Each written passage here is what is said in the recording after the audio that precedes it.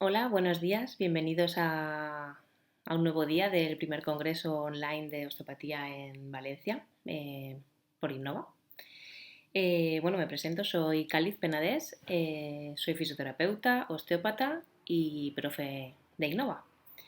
¿Vale? Queremos con esta charla intentar acercaros un poquito a las fascias del miembro superior. ¿Vale? Vamos allá.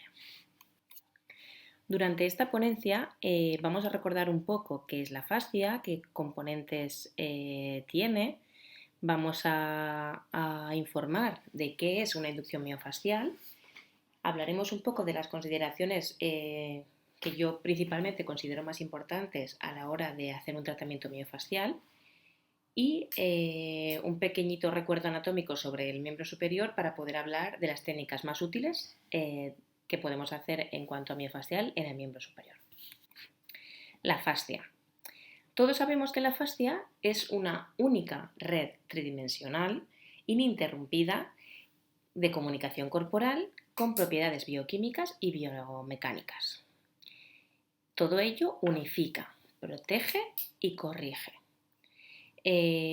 Lo que la fascia nos da es un equilibrio entre todos los sistemas de nuestro cuerpo. ¿Vale? Está formada por fibras de colágeno, elastina y sustancia fundamental. El colágeno es el elemento más rígido, el cual va a responder a nuestra compresión. La elastina es el elemento más elástico que responderá a nuestra tracción. Y la sustancia fundamental es el líquido que se encuentra y nos dará la movilidad absorbiendo agua o dejándola ahí para crear una viscosidad y una pretensión. La falta de este elemento, sobre todo de la sustancia fundamental, del agua, es el que nos va a crear que el tejido esté más seco y pueda tener más retenciones. ¿Vale? Tiene una relación directamente con el sistema nervioso vegetativo, porque ya hemos dicho que envuelve todas las estructuras, hace un equilibrio en todos nuestros sistemas. Y como no, envuelve también el sistema nervioso vegetativo, simpático y parasimpático. Conecta y envuelve todas las estructuras. Aquí tenéis un ejemplo de nuestra ininterrumpida red. ¿Vale? Pensar en la textura que nos puede generar esta viscosidad de tejido. ¿Vale? Vale, vamos a hablar un poquito de la tensegridad. La tensegridad también es una palabra muy utilizada en la arquitectura, ya que es un modelo estructural formado por elementos rígidos comprimidos, pero que no se tocan entre sí. Únicamente están unidos por elementos tensiles, que mantienen ese grado de tracción permanente en toda la estructura, para que no se deshagan y se caiga, ¿vale? En este caso. La tensión y la tracción permiten la compresión, la absorben y la equilibran. Genera este equilibrio entre movilidad y estabilidad. Por ello, la fascia tiene esta consistencia, ¿vale? Y esta viscosidad y está formada con estos filamentos que generan su propio tejido, ¿vale? Recordad que está integrada por elastina, colágeno y sustancia fundamental. ¿Veis aquí los filamentos de la fascia, las uniones que hay entre el colágeno y la elastina y la cantidad de agua o no que contenga cada tejido? Inducción miofascial. ¿Qué es la inducción miofascial? En nuestro tratamiento, lo que estamos consiguiendo es restablecer funcionalmente el alterado sistema fascial. ¿Vale? Nosotros un alterado sistema fascial lo llamamos a una fascia en lesión. ¿Vale? Está con restricción de movilidad, hay una falta de agua en este tejido. Vemos síntomas por los que creemos que el sistema fascial está alterado. Es un proceso de evaluación y tratamiento. ¿Vale? Siempre que ponemos la mano en contacto con el paciente y estamos tratando, estamos evaluando ese tejido, esa fascia, la estamos percibiendo y haciendo nuestra idea de cómo se siente la fascia de ese paciente y de esa persona.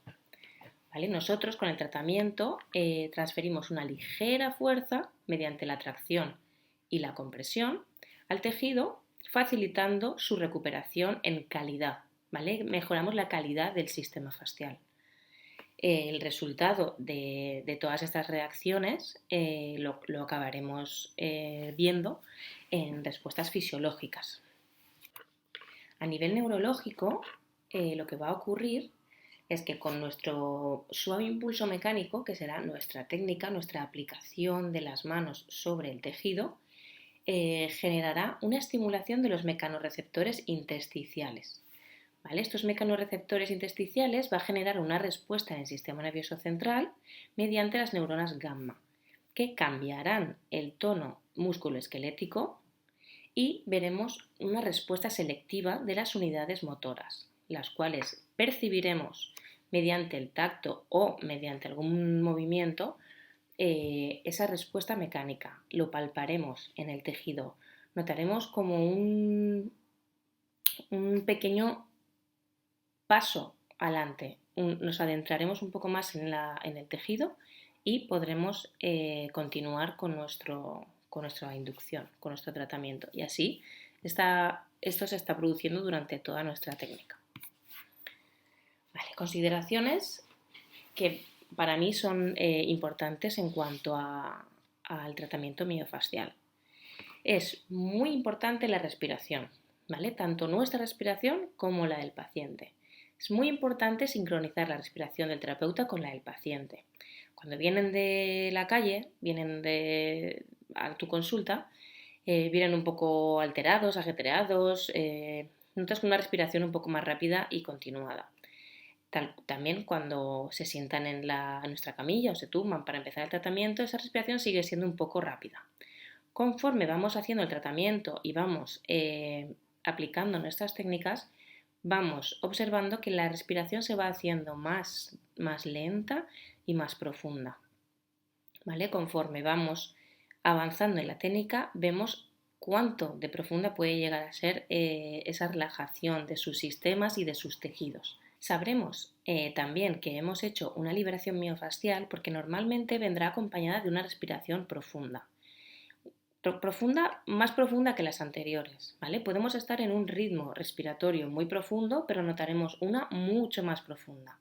Esta respiración suele venir cuando hay una liberación miofascial, ¿vale? Al pasar una barrera. Eso quiere decir que hemos pasado una barrera. Podemos pasar hasta 3 barreras, no más porque no queremos sobreestimular los tejidos. Si hiciéramos más de 3, insistiríamos demasiado en el tejido y al final el tejido no necesita tanto estímulo. Con 3 barreras es suficiente estímulo para que los tejidos sean capaces de buscar su equilibrio y readaptarse al nuevo cambio químico que está ocurriendo en él. Y no en todas las liberaciones se percibe un movimiento. ¿Vale? Como hemos hablado de la química que se está intercambiando durante la técnica, vamos a encontrar liberaciones de todo tipo, ya sea con llanto, con risas, con enfados, con gritos. Puede cambiar hasta el estado de ánimo del paciente, ¿vale? En algunos casos, pensar que estamos indagando un poco en la memoria celular de nuestros tejidos, bueno, de los tejidos del paciente. Y todas esas emociones contenidas y cosas que creemos que a lo mejor no nos han podido afectar en el momento que ocurrieron y se quedaron ahí, al final afloran y salen, ¿vale? Recordar siempre la memoria celular, que es muy importante en estos casos. También otro factor que tenemos para saber que ha ocurrido una liberación suele ser también la sudoración. ¿Vale? Suele aparecer también en muchos casos de liberación miofascial. Algo que también es muy importante es nuestro contacto con el paciente. Hay que entrar en el paciente muy suave para ser bien recibidos. ¿Vale? Cuando entremos en un paciente, siempre haremos un contacto muy poco a poco y muy suave, con poca presión. ¿Vale? Una vez tengamos el contacto hecho, ya ganaríamos en compresión y después de ganar esa compresión para encontrar la profundidad, ganaríamos en tracción, ¿vale? Para utilizar esas células de elastina que necesitamos poner en tensión para que el tejido reaccione. ¿Vale? Una vez estemos allí, esperaremos la respuesta del tejido. Cuando ocurra una respuesta, lo acompañaremos hasta superar las 3 barreras que hablábamos. Una vez superadas esas 3 barreras, la retirada siempre también igual de suave que el inicio. Vamos a ir quitando presión poco a poco, destensando, y una vez quitemos toda la tensión, vamos a levantar las manos muy poco a poco y esperar que el paciente reaccione. ¿Vale? También es importante a la hora de aplicar las técnicas utilizar el peso de nuestro propio cuerpo, porque al final del día son muchos pacientes y nuestras manos, brazos, hombros, cervicales sufren y no podemos permitirnos estar sufriendo nosotros también. Así que intentaremos trabajar con el peso de nuestro cuerpo para no hacernos daño. Esto es una pequeña reflexión que cuando yo iba a clase un profe nos contó, una parábola hindú de principios del siglo XIX que me gustaría leeros para haceros reflexionar un poquito. ¿Vale? Érase una vez 6 hombres sabios que vivían en una pequeña aldea. Los 6 sabios eran ciegos. Un día alguien llevó un elefante a la aldea. Los 6 sabios buscaban la manera de saber cómo era un elefante, ya que no lo podían ver. Ya lo sé, dijo uno de ellos, palpémoslo. Buena idea, dijeron los demás, ahora sabremos cómo es un elefante. Así los 6 sabios fueron a ver al elefante y así ocurrió. El primero palpó una de sus grandes orejas. Le tocaba lentamente, hacia adelante, hacia detrás. El elefante es como un gran abanico, dijo el primer hombre. El segundo tanteó las patas del elefante. Es como un árbol, exclamó. Ambos estáis equivocados, dijo el tercer hombre. El elefante es como una soga. Este le había examinado la cola. Justamente entonces el cuarto hombre, que examinaba los finos colmillos, dijo: el elefante es como una lanza. No, no, gritó el quinto hombre. El elefante es como un alto muro. Había estado palpando el costado del elefante. Y el sexto hombre tenía cogida la trompa. Estáis todos equivocados. El elefante es como una serpiente. Así, los 6 hombres se enzarzaron en una interminable discusión durante horas y horas sin poder ponerse de acuerdo sobre cómo era un elefante. Con esto me gustaría haceros reflexionar un poco sobre cómo estudiamos la anatomía o el cuerpo humano sin pensar muchas veces en la globalidad de lo que es el paciente, la persona, el cuerpo. ¿Vale? Pensar que somos uno. Está muy bien estudiar por sistemas, pero tenemos que no perder de vista la globalidad de nuestro paciente, de la persona, ¿vale? De la ininterrumpida red tridimensional que es la fascia. Siempre estamos hablando del mismo tejido, ¿vale? Me gustaría que reflexionáis un poco sobre eso. Con esto la conclusión es que la medicina progresó mucho examinando el cuerpo por partes, separándola por sistemas, como hacemos nosotros también para estudiarla.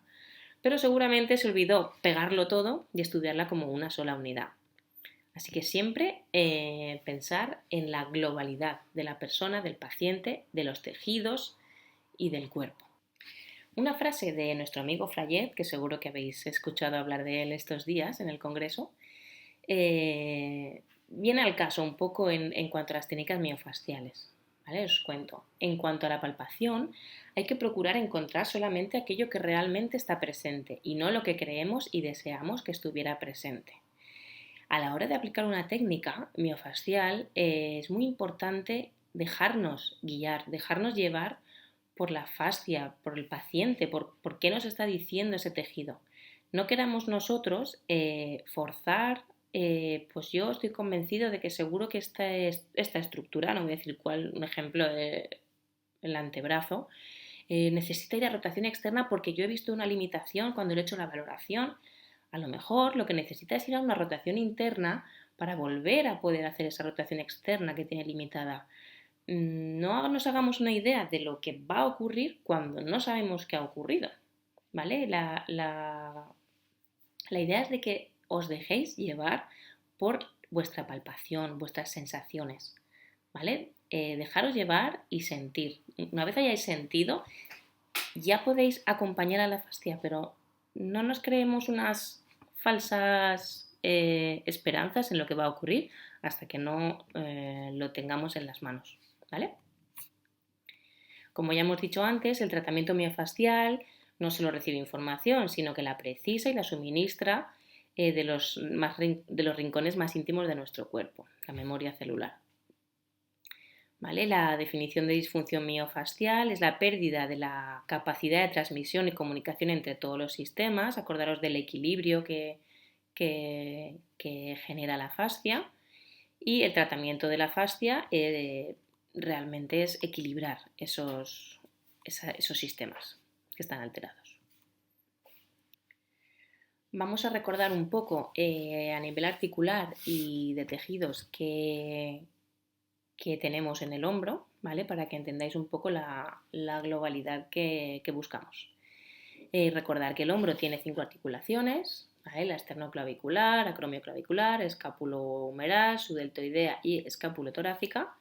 Y todas estas articulaciones se mueven para darle un movimiento de globalidad al hombro. El hombro tiene muchos movimientos, ¿vale? Flexión, extensión, rotación, abducción, antepulsión, tiene muchos movimientos y todas esas articulaciones, esas 5 articulaciones tienen que estar en buen funcionamiento y sincronizadas para poder darle una buena funcionalidad al hombro y al brazo, ¿vale? Importante también que tengamos en cuenta qué estructuras pasan a través de estas articulaciones. El plexo braquial lo tenemos justo por debajo de la clavícula. La clavícula es un elemento muy, muy importante en toda esta articulación del hombro, ¿vale? Si hubiera una retención o hubiera un aplastamiento mediante los tejidos de algún nervio, de alguna raíz nerviosa, tendríamos mucha sintomatología en el brazo. Entonces también, ojo con recordar qué estructuras atraviesan estas articulaciones. Hablando de nervios, arterias, venas, ¿vale? Hay que recordar todos los sistemas están integrados en el mismo cuerpo. ¿Vale? Hay que hacer un tratamiento global dirigido a restablecer el equilibrio funcional de toda la extremidad. Para ello necesitamos un buen equilibrio entre el miembro superior, la caja torácica y la columna cervical. Importante para cuando tengamos que trabajar un hombro, debemos revisar siempre, ¿vale? A nivel fascial vamos a revisar el pectoral, el subescapular y el bíceps braquial. Y a nivel articular siempre tendremos que revisar la articulación esternocostoclavicular, la primera costilla y la escápula. Estos elementos, tanto tejido blando como articular, generan mucha limitación y revisándola con 2 técnicas, con 2 palpaciones, lo tenemos hecho. Tardamos 2 minutos y decidimos qué técnicas utilizaremos.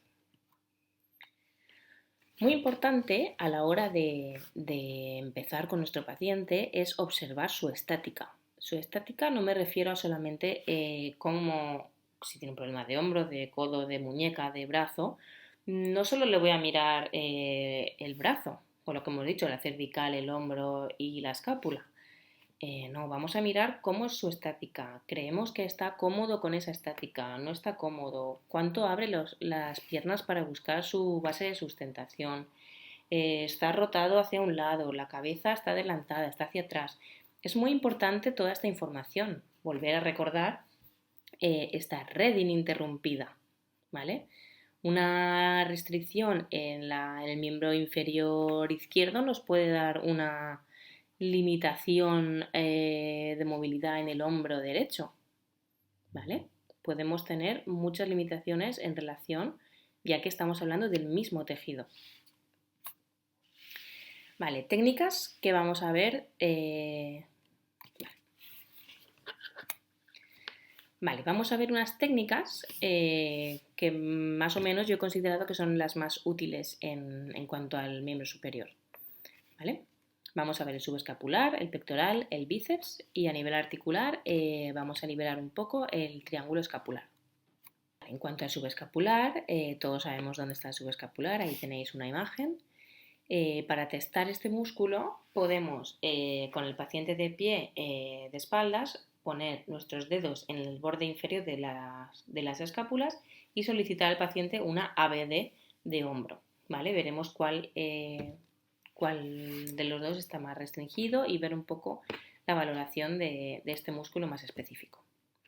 ¿Vale? En cuanto a la técnica, tenemos al paciente en decúbito supino, con el brazo un poco elevado a 90 a 160 grados según la limitación del paciente.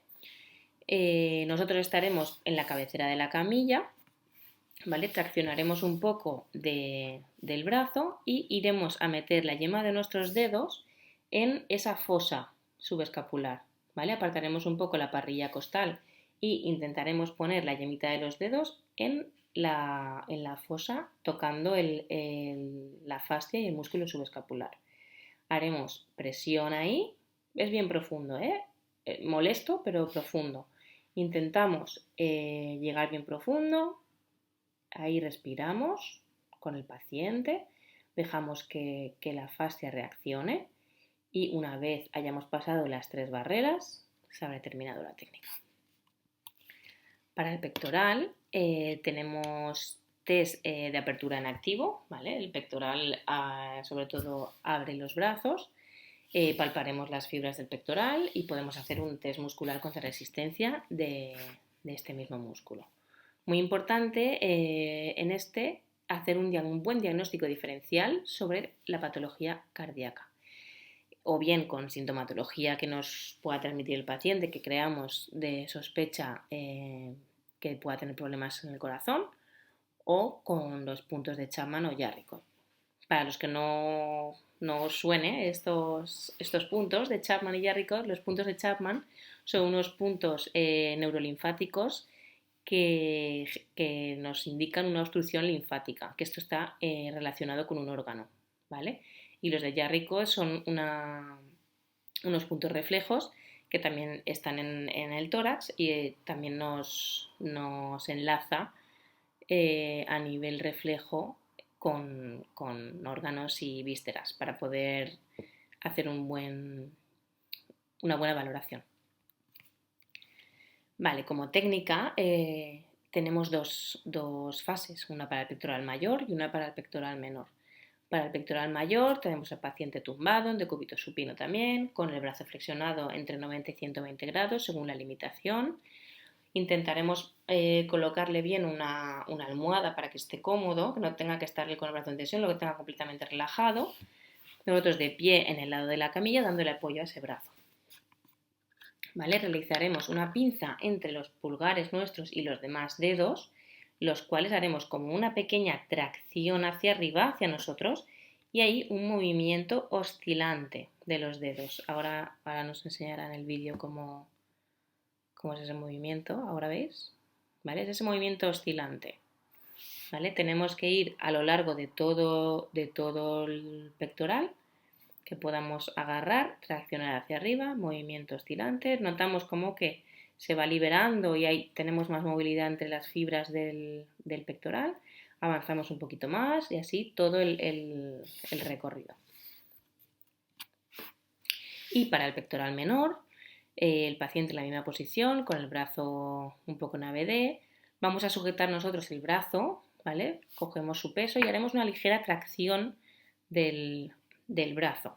Y con la mano en posición prona contactaremos en el espacio entre el pectoral y las costillas, ¿vale? Intentando llegar a ese pectoral menor. No es fácil de palpar porque el pectoral mayor es muy superficial y muy grande. Entonces tenemos que ser un poco más específicos e intentar buscar el ángulo perfecto para intentar entrar en ese ángulo para tocar la fascia del pectoral menor. ¿Vale? Mantendremos una presión, esperaremos que la fascia reaccione, nos deje entrar un poquito más, Y así hasta 3 barreras. Técnica para el bíceps braquial. Recordar que el bíceps trabaja con 3 articulaciones, la glenohumeral, la radiohumeral y la cúbito-humeral. ¿Vale? El tendón de la porción larga del bíceps tiende mucho a sufrir lesiones por sobreuso, procesos postraumáticos y degenerativos. ¿Vale? Es muy común las patologías en este tendón. ¿Vale? Como test tendremos el test muscular del bíceps y palparemos las fibras del bíceps y el tendón, corredera bicipital. Vale, tenemos 3 fases de técnica. Tenemos al paciente tumbado en decúbito supino con el brazo en supinación. El osteópata estará en el lado a tratar. ¿Vale? Lo que vamos a hacer en esta primera fase es un deslizamiento transverso, el cual sujetaremos el brazo del paciente y con el borde externo de nuestros pulgares haremos en profundidad y haremos un deslizamiento transverso, ¿vale? Bastante profundo. Queremos liberar el espacio entre los vientres musculares del bíceps, ¿vale? Despegarlo. Apretamos, o sea, buscamos en profundidad y lo queremos despegar hacia arriba, ¿vale? Arriba y abajo, deslizamiento transverso. La segunda fase, haremos una presión con nuestro pulgar en la corredera bicipital, ¿vale? Justo en el tendón, y con la otra mano le haremos un movimiento de rotación externa e interna al paciente de manera cíclica para generar un deslizamiento transverso con nuestro pulgar en la corredera. ¿Vale? Y la tercera fase es la técnica de manos cruzadas, que apoyaremos nuestras manos cruzadas, una en la cara anterior del hombro y la otra en el tercio inferior del bíceps. Haremos una presión, ¿vale? sobre esto, compresión, tracción, y esperaremos a que el tejido responda. Importante en estas técnicas, sobre todo de manos cruzadas,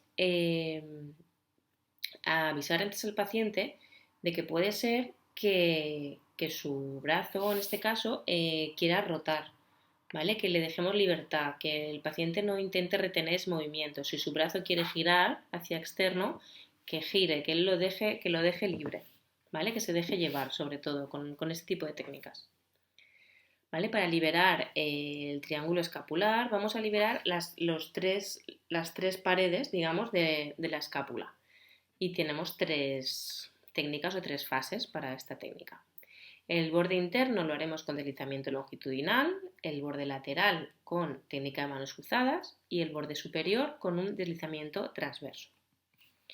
Para el borde interno, como hemos dicho, deslizamiento longitudinal.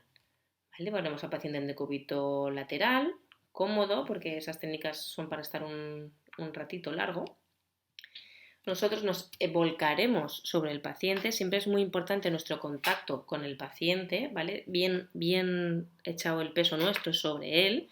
Buscaremos la profundidad con nuestros dedos dentro del borde interno de la escápula y desde ahí haremos un deslizamiento longitudinal, cráneo sacro, como veis en el vídeo, ¿vale? Profundo. ¿Vale? Tenemos que despegar esa fascia que está adherida ahí a la escápula, ¿vale? La escápula, el trapecio, ahí hay mucho tejido que puede estar en retención. ¿Vale? El borde lateral, como también hemos dicho, haremos una técnica de manos cruzadas, el paciente en decúbito lateral, podemos buscar un cojín para ponerle un poco el apoyo del codo, que esté cómodo. ¿Vale? Y lo mismo, haremos un contacto, compresión y tracción y esperaremos a que el tejido quiera reaccionar. ¿Vale? Así hasta 3 barreras de liberación, como siempre decimos. Y por último, en el borde superior, el paciente igual, decúbito lateral, lo que vamos a hacer es un deslizamiento transverso del borde superior de la escápula. ¿Vale? También os vuelvo a ponerlo el cojín para que el paciente esté cómodo. Mirar que es un error muy común pillar el trapecio, ¿vale? Esto es el trapecio. Tenemos que ir por detrás a buscar la escápula, ¿vale? En la parte superior de la escápula. Si apoyáramos aquí, estaríamos ya trabajando sobre el trapecio, ya no tanto como sobre el borde superior de la escápula. Importante diferenciarlo y trabajar más en específico en la escápula. Vale, en cuanto al antebrazo, recordatorio sencillo, tenemos extensores de muñeca con musculatura epicondília, flexores de muñeca con musculatura epitroclear, recordar un poco los huesos que tenemos en el antebrazo y los nervios que pasan por aquí para ver los síntomas que nos podrían generar. ¿Vale? Tenemos el nervio mediano, el nervio cubital y el nervio radial. Los músculos del antebrazo están bajo el control de la fascia del antebrazo, que es una continuidad de la aponeurosis braquial, que esta delgada lámina aponeurótica se engrosa a nivel del codo para proteger la inserción de los músculos epicondilios e epitrocleares. Como veis, aquí toda esta parte es la fascia un poco más gordita, ¿vale? Para proteger toda esa inserción de los tendones, ¿vale? ¿Vale? Como técnicas tendremos la técnica miofascial para musculatura epicondilia y para la musculatura epitroclear. Para la epicondilia, para valorarla, tendremos la sintomatología del paciente, podemos palpar la musculatura epicondilia y test musculares de resistencia para ver si está afectado o no. Tenemos dos fases de tratamiento. ¿Vale? El paciente estará en decúbito supino, con el brazo extendido en pronación en la camilla y nosotros en ese lado de la camilla a tratar. La primera fase será deslizamiento transverso de la musculatura extensora. ¿Vale? Con la yema de los dedos vamos a aplicar en el tríceps superior del brazo una presión bastante profunda y una vez hayamos hecho la presión dentro, que estemos bien profundo, ahí es donde haremos el deslizamiento transverso, ¿vale? Pensar que mueve la mano, ¿vale? No solamente los deditos, mueve toda la metacarpofalángica, ¿vale? La segunda fase es de manos cruzadas, como ya conocéis, manos cruzadas,